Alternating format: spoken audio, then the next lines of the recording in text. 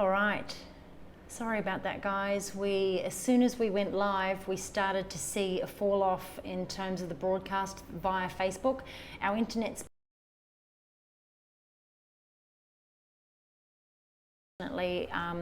Facebook was disconnecting throughout that broadcast. So I apologize, for the mess around there. But if any point in time during this live that it does drop out, please don't worry. This is being recorded as we're filming and sharing this with you live, and it will remain in the group. So if it does get to a point where it is frustrating for you to watch because of that dropout in the live feed, in the broadcast, jump off. What we'll do is we'll keep going, we'll keep recording it, and then we'll share the video into the group afterwards.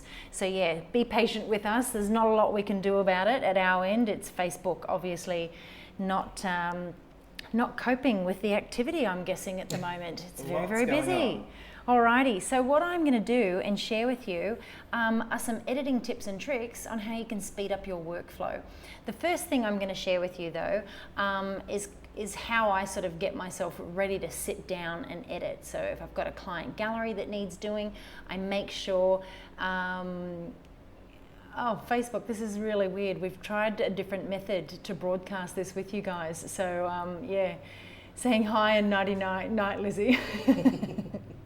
I'm sorry that we are doing these a little later in the morning here in Australia, but it just gives us enough time to sort of get into the office and make sure that we're prepared and organised. But you can come back and watch all of our broadcasts, like I said, later on. Okay, so what I do to prepare myself when I do sit down to edit a gallery is that I make sure that that's the priority, that's the task for that particular time frame. So when I've got that, that session saved, obviously it's all been uploaded, it's been backed up, it's been stored and marked and all of that kind of stuff. When I go to select those images, I will go through and I will basically, now Garrett, there it is, it's working. For some reason it wasn't opening that, but that's all right, it's working now. One moment, I've just got a little frozen screen there. Yeah, it was having a moment there for me too. Just have a look here. Just going to disconnect your screen and then put it back on. Alrighty. One moment. I'm having fun this morning, aren't we? Hi from Scotland. Hi everyone. It's so great to see you guys joining us. I thought, what better way? I'm guessing quite a few photographers right now are going to use this time to catch up on their editing. So I thought I'd share some of the tips and things that I do when I'm editing to stay focused and get through it as quickly as possible, because I don't know about you, but sometimes we can take a little bit longer than necessary to edit our galleries. We get sidetracked very easily, and we often put them off as well because we know that it is going to take some time. So when we think about our time and how valuable it is, I'm going to help you try and speed up that process as much as I possibly can. A long time ago, way before I went on to Creative Live, which is now I think just over 8 years ago, I created a whole heap of actions of the same steps that I was basically taking when editing every single photograph. And I never intended to sell them, but when I went to Creative Live and they said, hey, you're going to do some editing, I went, well, I wasn't planning on it, and they were like, no, we'd love you to.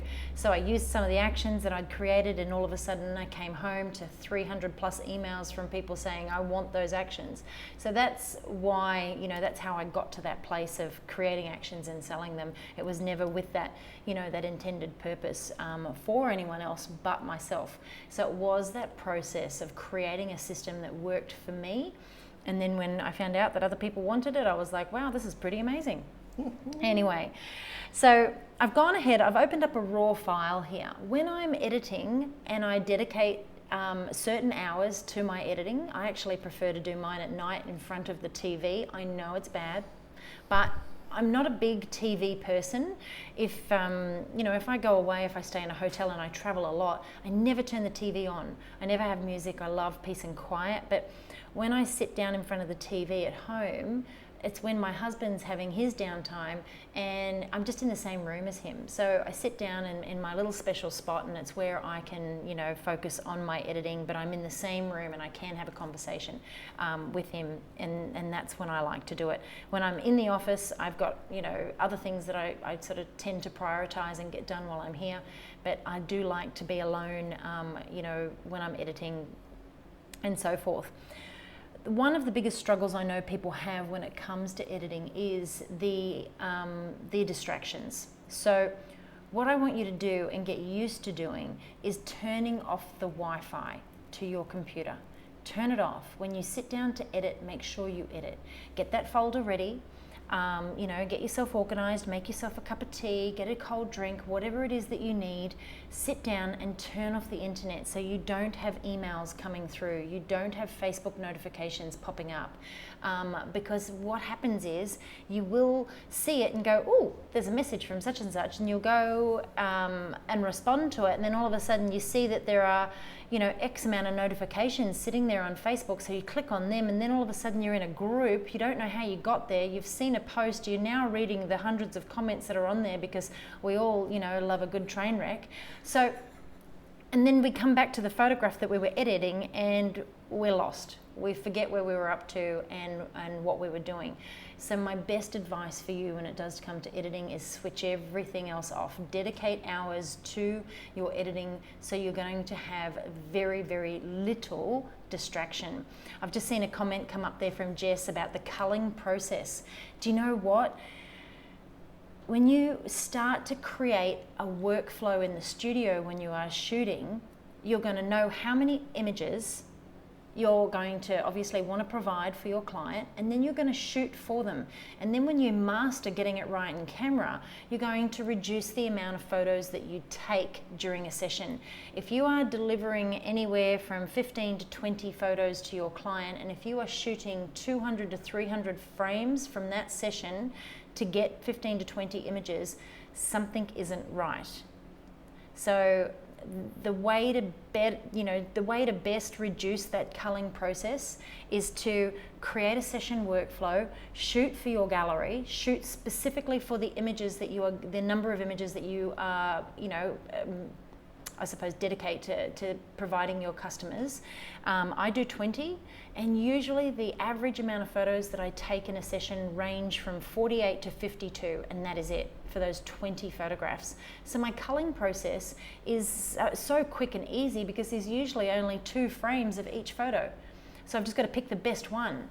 When you know your camera, know your tool, know what you're looking for, and you've got that workflow and it is repetitious. Every baby's different though, but you get in and you create a system that works for you. So create that session workflow, and I guarantee you're going to speed up that culling process. Alrighty, so I've gone ahead, I've opened up I'm just going to turn, I don't know why, but the touch is on that Wacom tablet. There we go. I'm going to open up my raw file here in Camera Raw. This is where I make any global adjustments. So I don't obviously want to adjust the image too much because, looking at it, I can see I've got, detail in my highlights, I've got detail in my shadows, I've got a little bit of a busy blanket up here, but there's no major overall changes that I need to make to this particular photograph, except for my temperature. So I shot this in Birmingham actually when I was there recently in someone else's studio. So I've shot this at with auto white balance on. So I'm just going to come in and I'm just going to change the color temperature there. I usually go anywhere between 5,000 and 5,500 degrees Kelvin because I prefer my images to be nice and warm. I'll also have a look, at the tint and if I need to adjust that and so forth. And I will, make any changes there that I need to. I'll also have a look at the lens corrections if I need to make any of those. I can see there's a little lens vignetting going on around the corners here. So I'm just going to turn that profile correction on for my lens. Down here, this is where I can change, the opacity of that vignetting from this particular frame, and we'll just darken it down just a little bit, but not too much so that it's noticeable. So I'm just going to open that image. All right, now everybody has their desktop in Photoshop set up the way that they like it. There's no right or wrong way to do this. It's just what you're used to, and if you can set it up in a way that it makes you more efficient, that's going to be really beneficial.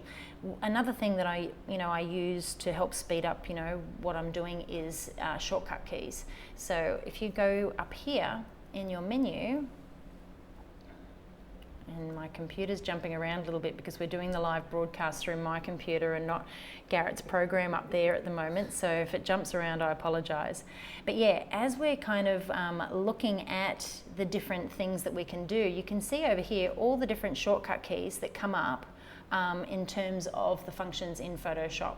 So memorizing a lot of the same sort of things that you do when you're editing and knowing those shortcut keys will again speed up that process as well.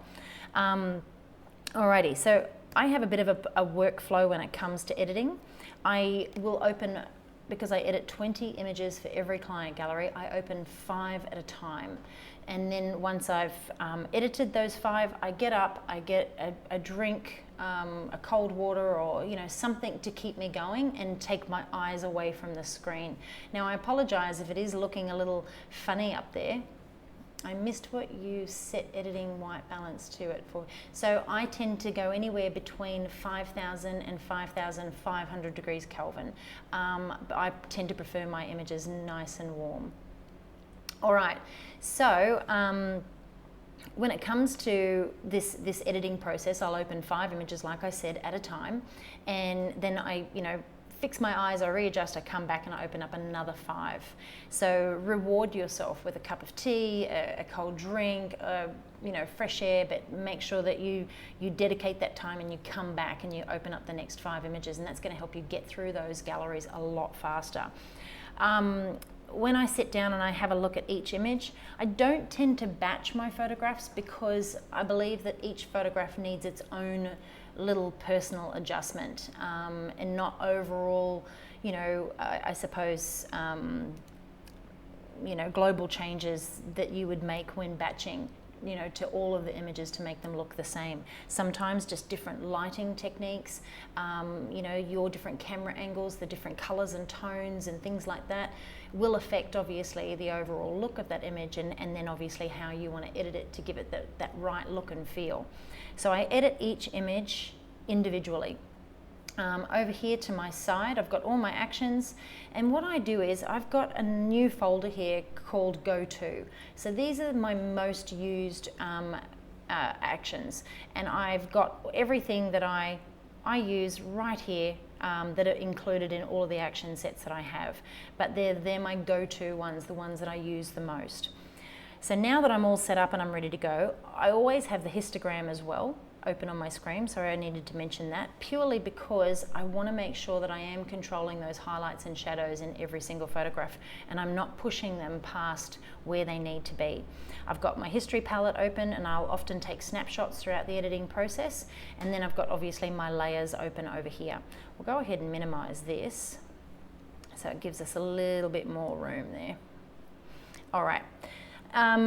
The first thing I do when I look at a photograph is have a look at the background, and I make any sort of structural changes. So if there's blankets that I need to kind of repair, like lines, creases, things like that, any sort of shadows, things like that. If I need to rotate the image, I'm looking at the position of the baby here, and I'm really quite happy with it. This is also where I potentially would crop my image, but I try to get that crop as right as I possibly can in camera as well, so that I don't have to do too much here.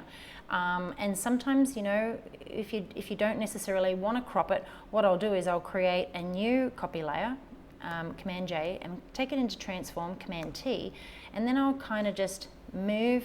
Oh, the Wacom tablet is playing up there, Garrett. I don't know what is going on. But then I'll just move that baby where I want them in the frame without cropping it, so I'm not removing a lot of information. Yeah, whatever program we're using at the moment to broadcast this, I don't know why, but my Wacom tablet is definitely not enjoying it. But that's okay. Okay, so the next thing I would do here is just add a layer mask down the bottom here, And with my paintbrush over here, I'm going to adjust my opacity to 100%, and I'm going to change my brush to a black brush. So just hitting the X key, that's the shortcut key. So you can see it flicking back and forth there between black and white. So this is where I'm going to take that layer off, and I'm going to have to use my trackpad here while we get the Wacom sorted there. And I'm just going to remove that edge, that hard edge there around. You could feather that. And if you're having a bit of a hard time sort of seeing that edge, just turn your background layer off and just continue to work your way around that image there. All right. And that's how I would blend it and move the baby without having to crop it and remove a lot of information. So this is the Intuos Pro, the Medium Pro Wacom tablet. And yeah, it's the same tablet, same model of tablet that I've had. Obviously I've upgraded as the new versions come out, but I've always used the same size. There are quite a few different tablets out there as well. I'm just going to bring you up on the screen so you can have a go of that.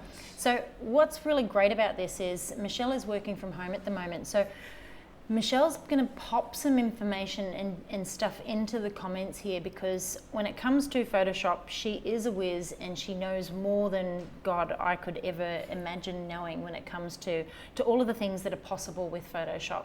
I'm one of those people that is a creature of habit when it comes to doing things, and I just like to get in, do what I need to do and get out.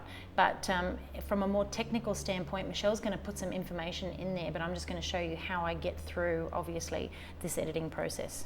Give that a go now, and let's see how we go with your Wacom. Okay, yeah, it seems to be working a bit better now. Thank you all. Alrighty, go. Unplug, replug. Okay, so I instead of cropping, I just moved the baby in the frame exactly where I wanted them, and what I always look for is the equal distance from the head to the edge of the frame, and then from the bottom of the baby to the bottom of that frame as well. If you've got questions, pop them in the comments, guys. Rightio. Then obviously now I just need to fix up this back area up here. There's a couple of different ways I can do it. I can see that there's highlights and shadows there so that I could lighten them, I could darken them. I could grab the patch tool, I could use that. I could also copy the information that is already there. As long as you've got consistency in tone and pattern, this is really easy. So grabbing a lasso, the lasso tool, selecting an area, Command J, Command T, and then what you can do is just kind of move that area. You can feather it if you want to, but I'm just going to make it a little bigger there, and I'm going to cover that up. So you can see now it is a bit lighter in tone. I'm just going to go into curves, and I'm going to just darken it down to blend it in there. And this is where you can soften that edge now. Obviously you could have feathered it before. There's many different ways to do things. And you can see it just sort of gets rid of that area very quickly for you. And I'm going to flatten that, which is Command Shift E. All right, so the next thing I kind of look at is, do I need to do any sort of liquefying in terms of smoothing out the edges, bumps, things like that. So I'm going to go into another copy layer, Command J. So this is the process, the steps that I take with every single photograph.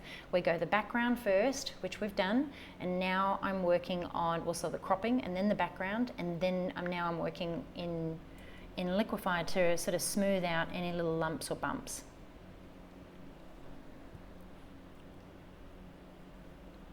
Obviously you can't create an action for this one. All right, but you know what the beautiful thing about Photoshop is? There are many, many different ways to achieve the same results. So just because I do it one way doesn't mean that your way is obviously not correct. You just want to make sure when you are editing that you are doing it in a non-destructive way, and you are not sort of, you know, ruining the overall file quality, I suppose, is what I'm looking to say there. So I've just kind of made that little hat there a little rounder.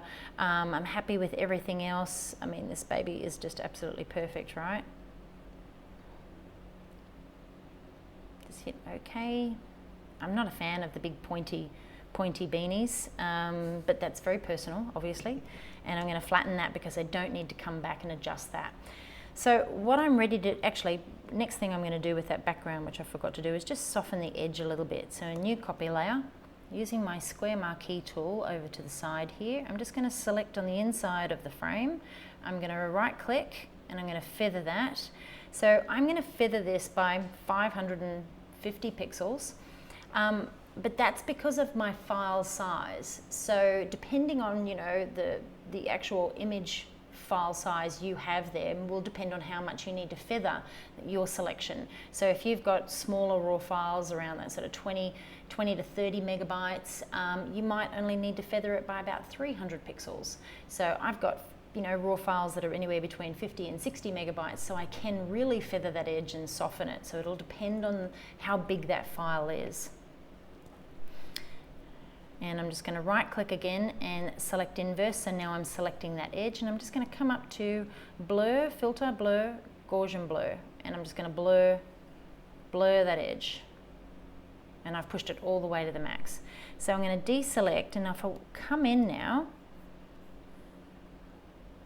so you can see there's still a little bit of detail down there. So if I turn that on and off, I want that edge to be soft, but I don't want it to be like a big blurry blob, all right? So what I'm gonna do is just have a look at the overall sort of edge there and bring the opacity of that back, just to bring back some of that texture and detail.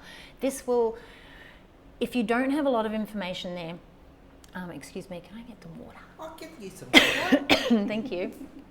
Talking.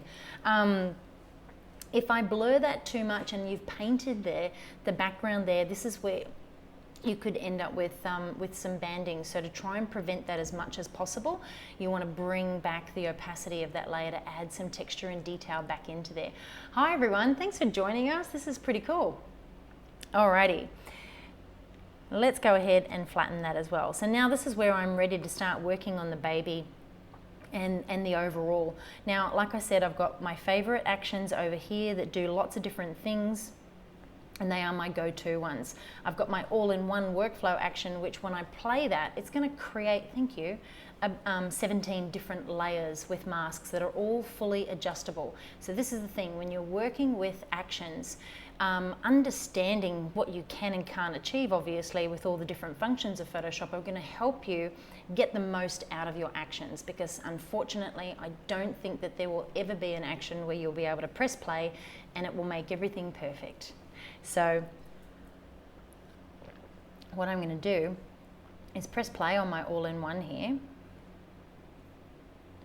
and let that run and create all those different layers.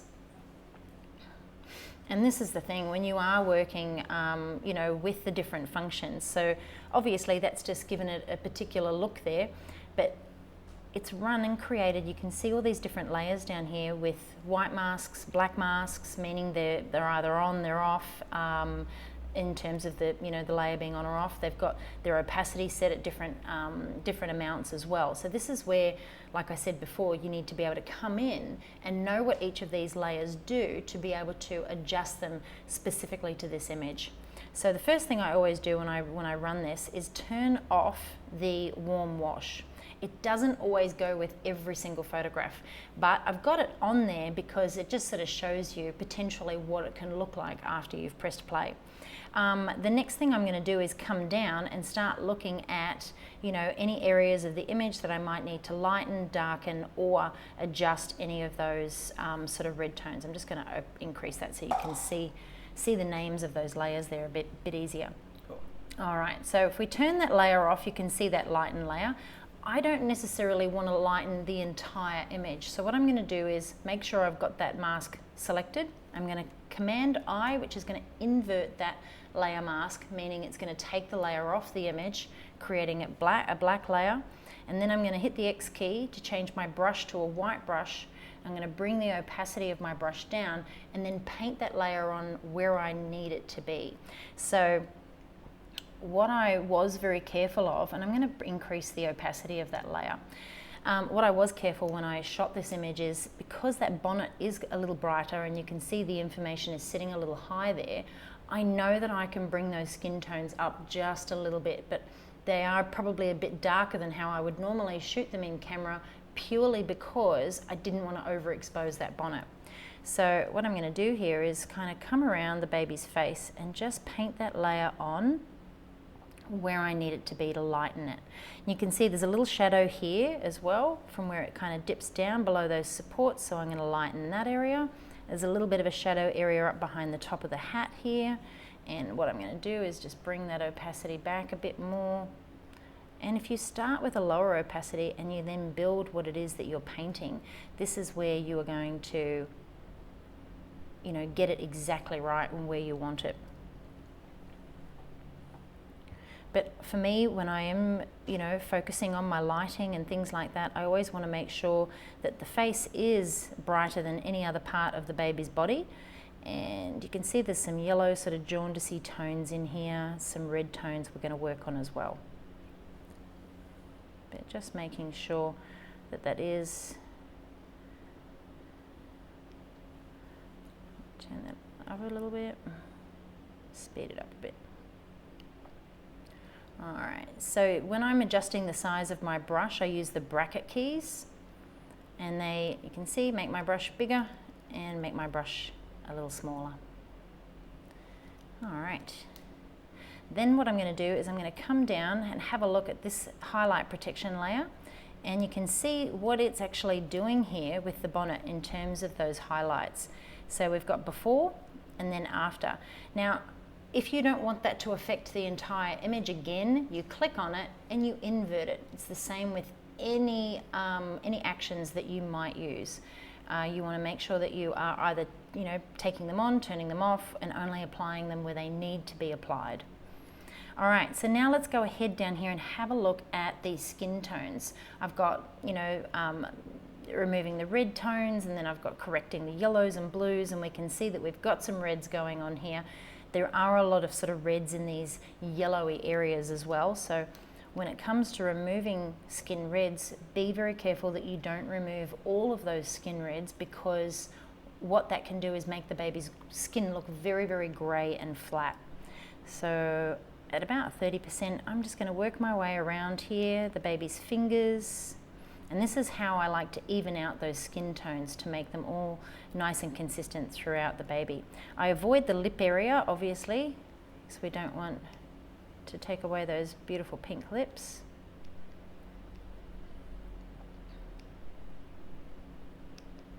Now, everyone's going to have their own preferred way of doing things. It's picking up little tips and tricks from different people, and then creating your own editing workflow that is going to help you get through the process nice and quickly. But remember, you know, you don't want to be polishing a turd, as they say. You want to make sure you get that exposure as correct as you possibly can in camera, so that when you can come into Photoshop, you're not having to fix it. You are basically just finessing it. Bring that opacity a bit more there, make this a bit faster.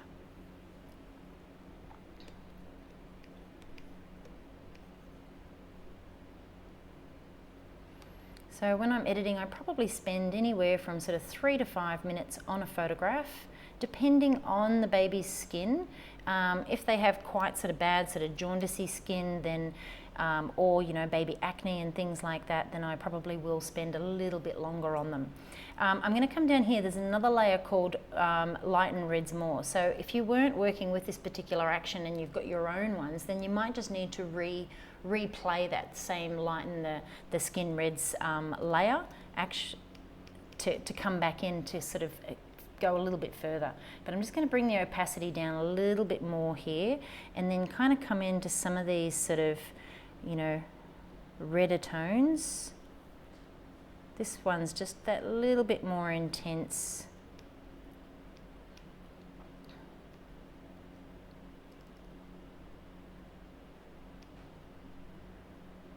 But yeah, it's amazing how I've watched a lot of people edit over the years, and how different we all do it and have our own little, you know, techniques and tricks. You know, I've watched some amazing artists retouch, and they literally look like they are painting with their pen, and it can be quite mesmerizing. But I know Garrett's come with me on a lot of workshops over the years, and he always sits there and I'm like, you've watched me do this a million times.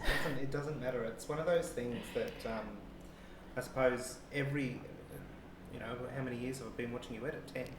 10. But every time I watch you edit, there's always something else that I'm picking up on, because you can't take everything in.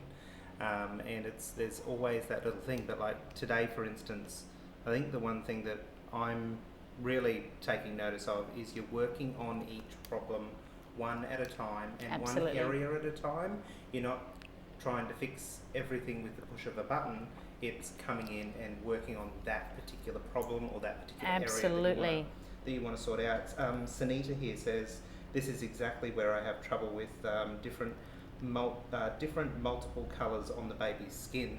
So it's that going in, fixing that problem and Yep. then moving on to the next problem. Totally. And, you know, changing the brush opacity is really going to help you as well, because if you try to be, it's like that whole hare and the tortoise race. You know, if you go bull at a gate and you just think you want to get through this as quickly as possible, unfortunately it's not going to work, because you're just going to create more problems for yourself. So start with that lower opacity and work specifically for every area as you go around the image. So what I'm on now is the Correct the Yellows layer, and I'm just bringing down some of those yellow tones. You can see it's very subtle there in the baby's face as we start to even those out. But some babies do have quite bad jaundice when you are photographing them, so getting those tones even can be a little tricky.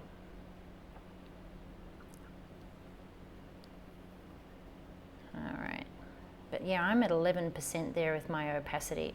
And now with the cooler tones and the pink hands and the pink feet, this is where I'll come to the Correct the Blues layer, and I will literally come in and I'll warm those up now to match the rest of those skin tones. And I've got that on, like I said, 11%, so I'm just going to build that to get it where I want it to be. And those little pink feet, but remember, babies should be pink, just not have, you know, purple hands and feet or grey skin.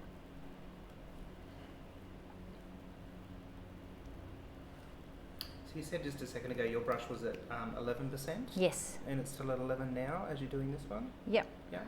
So basically you're just applying that little bit at a time until you get the result that you want. Yeah, right? building, as I paint a little bit more each time over the same area, it just gets it just right. So it's slow and steady wins the race, really. Yeah. You know, I talk about speeding up your editing workflow. You do have to be able to come in and make the changes to the specific areas. And I'm just going to come back to, and this is what I love about having all of my layers open here right now, is that I can come in and continue to sort of work on, you know, if I want to remove some more reds here from the top lip, just above that top lip there, to kind of make that a bit creamier as well.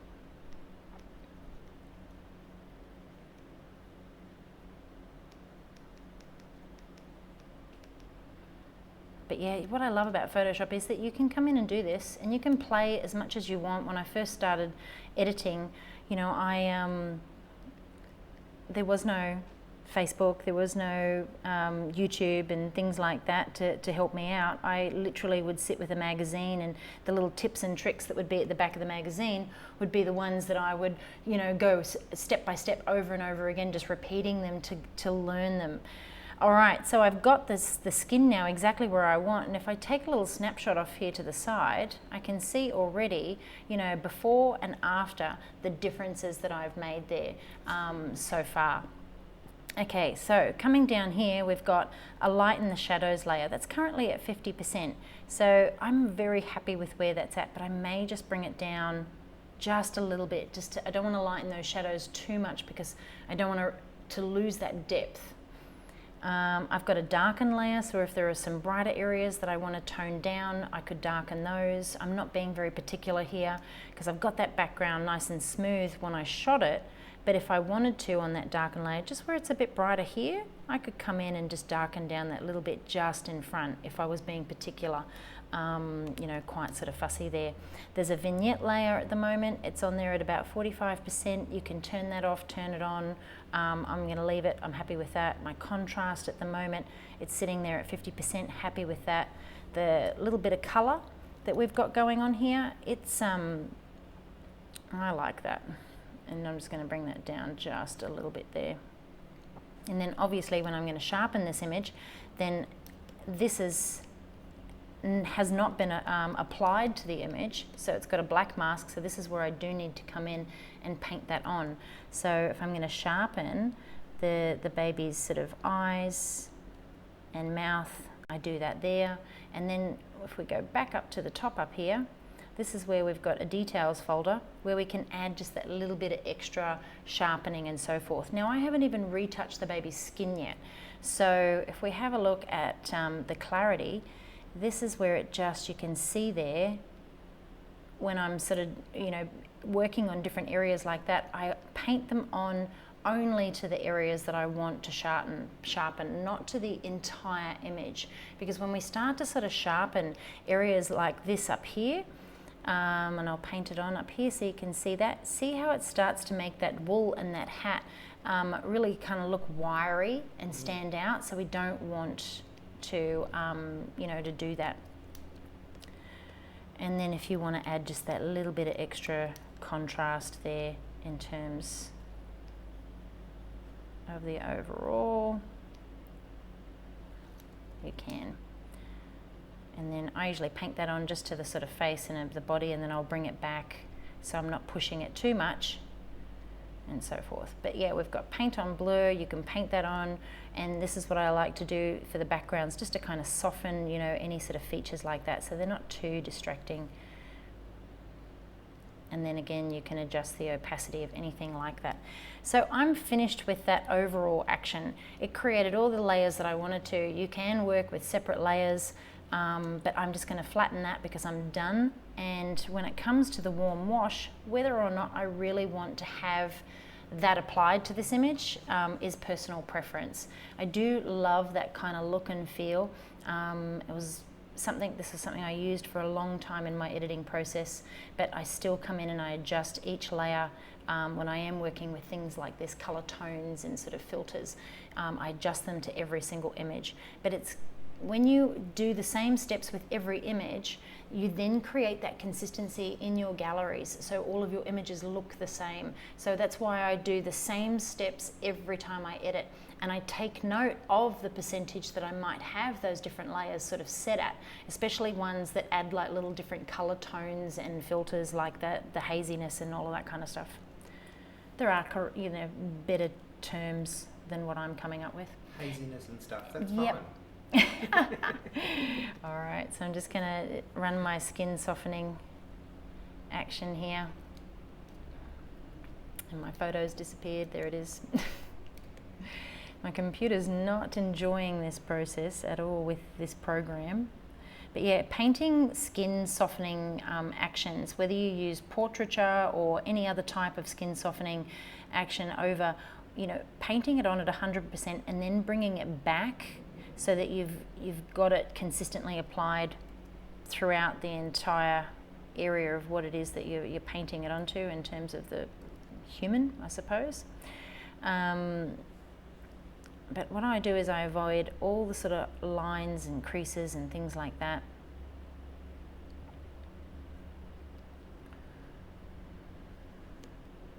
I find that the skin softening is the one part that can kind of make or break an image. Like. Oh, absolutely. If you take it too far, and I'm just going to finish painting this on, and I'm trying to do it as quickly as possible here for you because it can get boring watching. No one's bored. So I've just hit the backslash key there, which is below the delete key and above the return key. And then what I'll do is just come in, tidy up where I've missed, bring it back if I've gone over the edges. And that's the thing, you don't want to go over the edges and push it into another color tone because this is where it can start to create some color shifts, depending on what sort of action layer or plugin that you are using. And we avoid the hair as well. So now that we've got that painted on and we can zoom in, you can see how soft that really is. So if I turn it off, that we've got before and on. Now I want to leave texture in the skin. I don't want it to look plastic or fake. So I'm going to bring back the opacity, and I always do that for every single baby. So that's at about sort of 67% there, and you can still see it's made a huge difference in terms of just smoothing out a lot of that tone and texture. All right, now if I come out, I mean, I'm not even zoomed in to kind of have a look at all of the little pimples and things like that that I need to remove, but if we take another snapshot, we've got our before and our after, and we're starting to get this image exactly where we want it. So Command J, new copy layer. I'm just going to come in with my patch tool and my spot healing brush And this is where, when I'm retouching skin like this, I don't zoom all the way in. If you continue to zoom in, you will be there all day. No one looks at a photo at 300% of their baby, okay? So make sure that when you are doing your skin sort of touching in terms of spots and things like that, zoom out to a realistic amount, and what is it that you can see, what's distracting, what's catching your eye. I will grab that little spot healing brush there, come in, and I'll come around and I'll remove anything that's not meant to be there. I do leave the milk spots, they're part of the baby.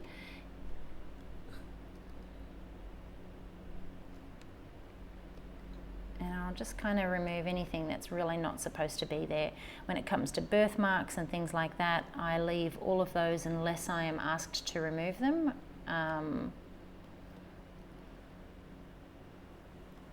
Sometimes though, the spot healing brush, it can be a little hit and miss depending on the area of the baby that you are sort of working on, if you're right up close into the eye there. Okay, so I'm going to come back there with the patch tool, I know that, but I'm just going to zoom out there and have a look at any particular areas here where I can use it in the background.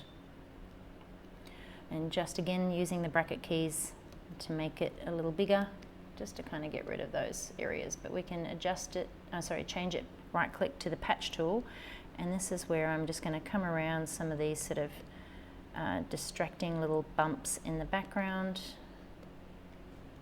and remove those. Now Violina's got a question here about what opacity do you use on adult skin?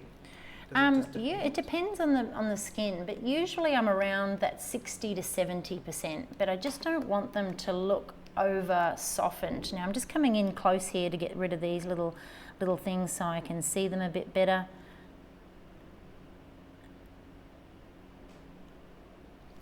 And then what I'm going to do here, there's a little hair underneath the nose there I missed before.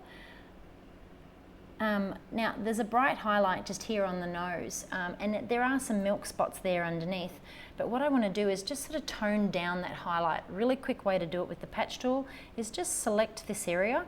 Now when you are doing it, you need to copy this selection to an area that's going to have the same sort of what do you call it? Texture and detail. Kelly, get it right. So yeah, I've got some milk spots over here, so I'm just going to kind of copy it over to this area. Now what I'm going to do is come up to Edit and come down to Fade Patch Selection and reduce the opacity there of that, so that I am still keeping a little highlight there, but I'm not removing it entirely, but I'm just softening it.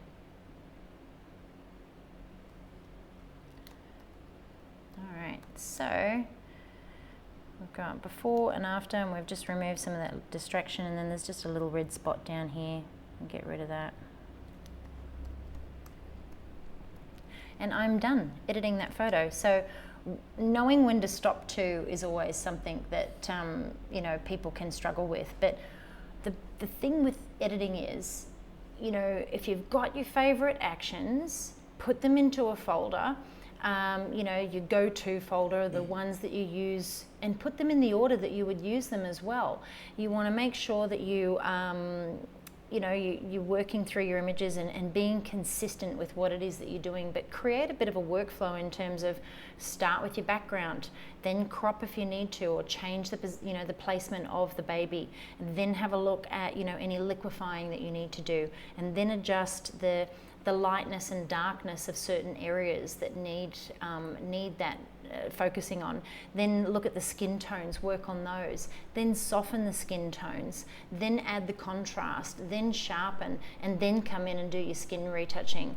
I always leave my skin retouching right to the very end, because I find that a lot of the other layers that I use in terms of hue and saturation to adjust those reds, the color balance layers for adjusting the yellow tones or the cooler blue tones, adding contrast, and the skin softening, they'll sort of reduce a lot of those little, skin flaws. So if you open the image up and you come straight in and you start retouching skin to remove pimples, and things like that, you are going to spend a lot of unnecessary time doing that, when a lot of the other things that you do when you're editing a baby will help sort of reduce the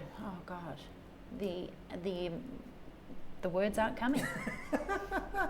Yes.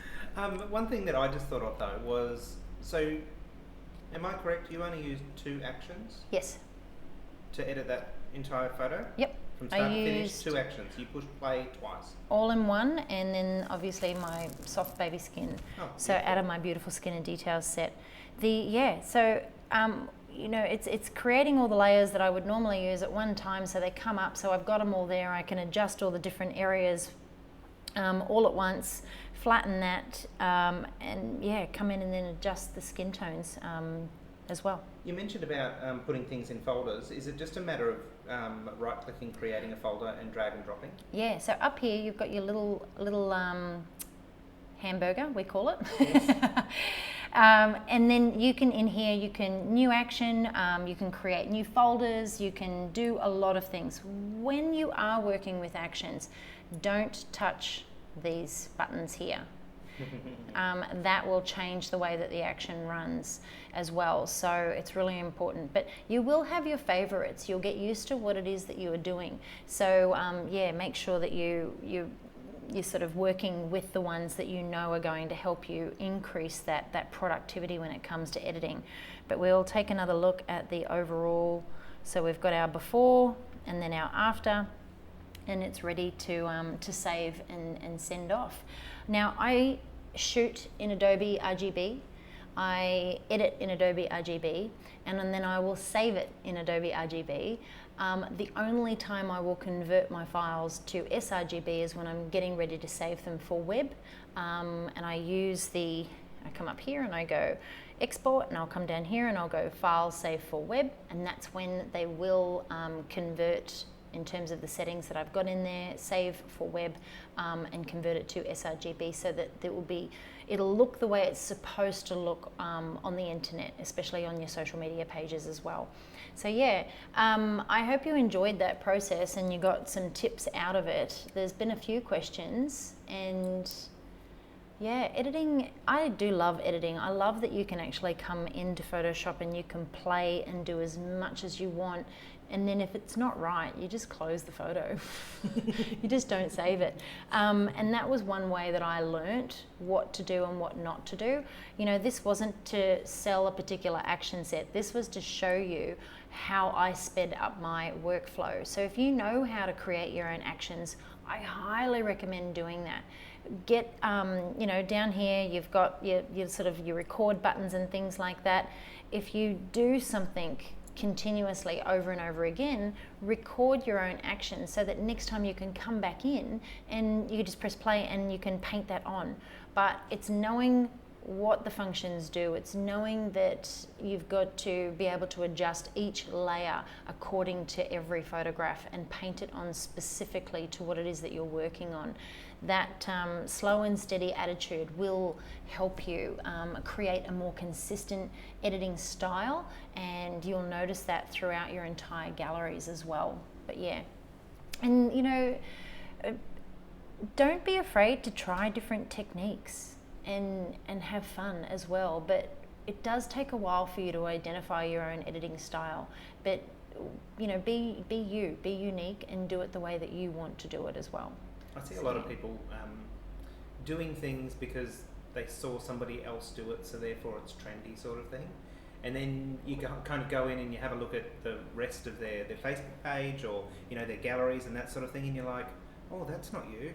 Why would you do that? And I think people see that somebody else has done it. Oh, I'm going to try that, and sometimes it's just it's a miss because it's not true to their style. Totally. I think sticking with that style thing's a big... Oh, absolutely. And it's one question that we get often is, how do you keep your galleries nice and consistent? And it's using the same steps when you sit down, but it's also removing that distraction. when you sit down to edit, stay focused on the task at hand, and don't sort of, jump off and, to Facebook and emails and then come back, because you'll forget where you're at, and you'll, you might want to try something else. You might sort of go, oh, we can be easily distracted. So, pick a system that works for you, that is consistent, and that you can, come up with amazing results. So yeah. All right, Michelle's got some great tips and advice there in the comments as well, so read those. But yeah, I wanted to show you how I've increased my editing, so that when I sit down, I get it done and it's over and done with.